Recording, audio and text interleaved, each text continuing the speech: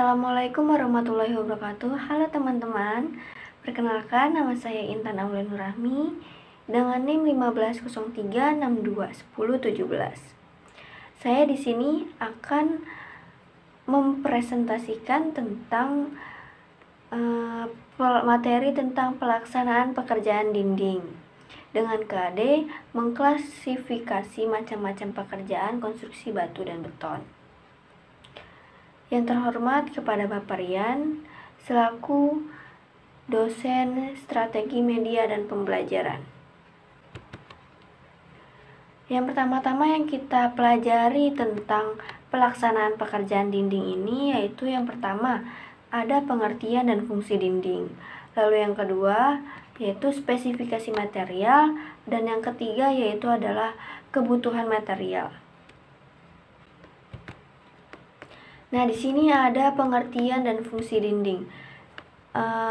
Dinding itu adalah bagian bangunan yang sangat penting perannya bagi konstruksi bangunan untuk membentuk dan melindungi isi bangunan baik dari segi konstruksi maupun penampilan artistik dari bangunan.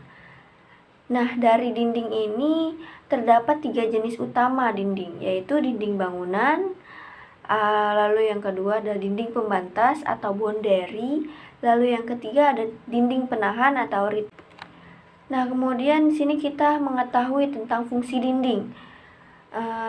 Fungsi dinding ini terbagi menjadi 2, yaitu 1 melindungi manusia atau harta benda dalam bangunan daripada cuaca.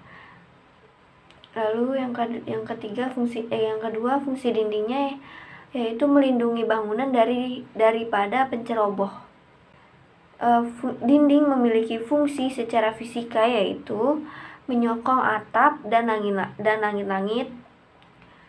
Lalu yang kedua ada pemisah antara ruangan, baik antar ruang dalam maupun ruang luar. Kemudian kita akan mempelajari tentang spesifikasi material. Nah, spesifikasi batu bata yang baik terbagi menjadi 5. Yang pertama yaitu permukaannya kasar, tidak retak dan rusuk sikunya tajam. Lalu yang kedua yaitu tidak mudah hancur. Lalu yang ketiga memiliki warna merah tua seragam dan merata di seluruh bagian yang berarti matangnya dan merata. Jadi warna merahnya itu merata. Lalu yang keempat, bunyinya menyaring bila diketuk dan menandakan batu kering. Lalu yang terakhir yaitu ukuran standar batu bata ini adalah 220 meter kali 110 mm dikali 50 mm dengan kesalahan berurutan 3%, 4%, dan 5%. Kemudian di sini ada spesifikasi bata ringan yang baik. Yang pertama, bata ringan yang baik itu memiliki sifat penyerapan air yang rendah. Lalu yang kedua, bata yang baik itu mempunyai bentuk yang benar-benar presisi. Presisi itu artinya sama. Lalu yang ketiga, bata ringan yang baik mempunyai bahan yang kuat dan kokoh. Hal ini dapat dibuktikan dengan menancapkan paku atau menjatuhkan batu batanya. Lalu yang keempat, spesifik bata ringan yang baik yaitu bunyinya sangat nyaring bila diketuk yang menandakan batunya kering. Lalu yang kelima, bata ringan yang baik memiliki berwarna yang putih atau bersih. Kemudian di sini ada kebutuhan material. Kebutuhan material ini dapat kita lakukan dengan menggunakan perhitungan jumlah batu bata. Dalam melakukan perencanaan jumlah batu bata tersebut, data-data yang diperlukan adalah yang pertama, dimensi dari batu bata yang akan digunakan. Kita harus mengetahui dimensi dari batu bata tersebut. Lalu yang kedua, luas bidang dinding yang akan dibuat, yaitu atau luas kotornya. Kita harus mengetahui luas bangunan yang akan dibangun dinding tersebut. Lalu yang ketiga, luas dari keseluruhan pintu yang terdapat pada dinding. Yang kita harus mengetahui gambaran kasarnya, bagian mana yang harus dipasang dinding, bagian mana yang tidak. Jadi kan ada pintu. Nah, di sebelah pintu sama atasnya juga pasti ada dinding. Itu yang akan dibangun batu bata. Lalu yang keempat, kita harus mengetahui luasan dari keseluruhan jendela yang terdapat pada dinding. Sama seperti keseluruhan pintu, kita harus mengetahui denah pintu, denah jendela. Lalu yang kelima, kita harus mengetahui luas dari keseluruhan ventilasi yang terdapat pada dinding.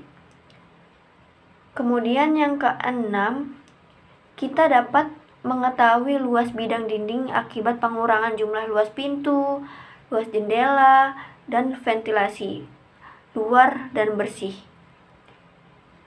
Yang terakhir yaitu kita harus mengetahui jumlah bata per satuan luas dinding. Kemudian kita akan mempelajari tentang perhitungan jumlah batu bata. Nah, pertama-tama kita harus mengetahui luas bidang dari sebuah batu bata untuk mencari data jumlah bata per satuan dinding, yaitu dengan cara luas batu bata sama dengan panjang batu bata dikali lebar bata. Nah, setelah semuanya sudah dapat, kemudian kita cari tahu jumlah dari batu bata per satuan luas dinding dengan rumus jumlah bata persatuan sama dengan luas dinding dibagi dengan luas batu bata. Itu untuk mengetahui jumlah dari batu bata persatuan luas dinding. Kemudian kita akan mencari luas kotor dari bidang dinding yang akan dibangun dengan rumus luas kotor bidang dinding dan sama dengan sisi dikali sisi. Ini untuk mengetahui luas kotor dari bidang dinding. Kemudian kita mencari luas total dari pintu, jendela, dan ventilasi. Kemudian setelah didapatkan, akan dicari luas bersih dinding dengan rumus luas dinding bersih sama dengan luas kotor dikurang luas total pemasangan total pemasangan pintu, jendela, dan ventilasi.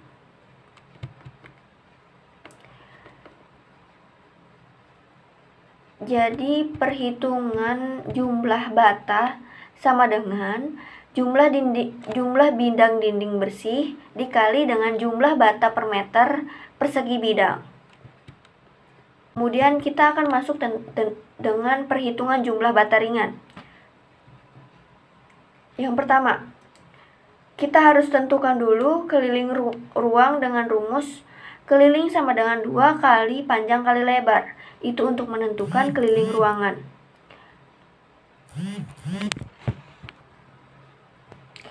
Kemudian kita menentukan luas dinding.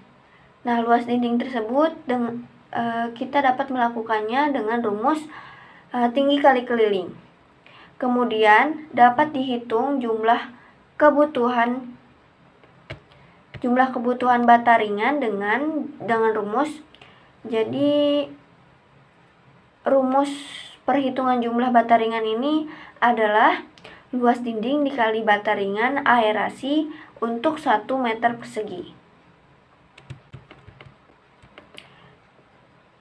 Nah, rumus-rumus tersebut untuk menentukan perhitungan jumlah bata ringan.